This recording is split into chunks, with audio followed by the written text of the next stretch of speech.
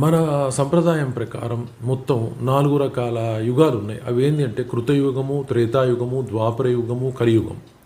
ఒక్కొక్క యుగంలో భగవంతుడైన శ్రీమన్నారాయణుడు ఒక అవతార రూపంలో ఉంటాడు.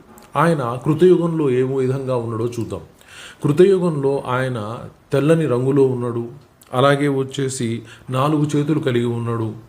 అలాగే నారచీరలు ధరించి, జింక చర్మాన్ని ధరించి, జపమాలిక, దండము, కమండలము ధరించి నిర్మలమైనటువంటి తపస్సు చేసుకుంటూ ధ్యాన ముద్రలో ఉంటూ అనుష్ఠానాన్ని కలిగి ఉన్నాడు. ఈయన శ్రీమన్నారాయణుడు ఈ విధంగా ఉండేవాడు ఆ అవతారంలో.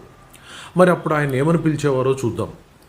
ఆయనని సువర్ణుడు, వైకుంఠుడు, ధర్ముడు, అమలుడు, యోగీశ్వరుడు, పరమేశ్వరుడు, ఈశ్వరుడు, పురుషుడు, అవ్యక్తుడు, పరమాత్ముడు అని శ్రీమన్నారాయణ్ణి పిలిచేవారు కృతయుగంలో. ఇది భాగవంతంలో తెలుపబడ్డటువంటి కథ.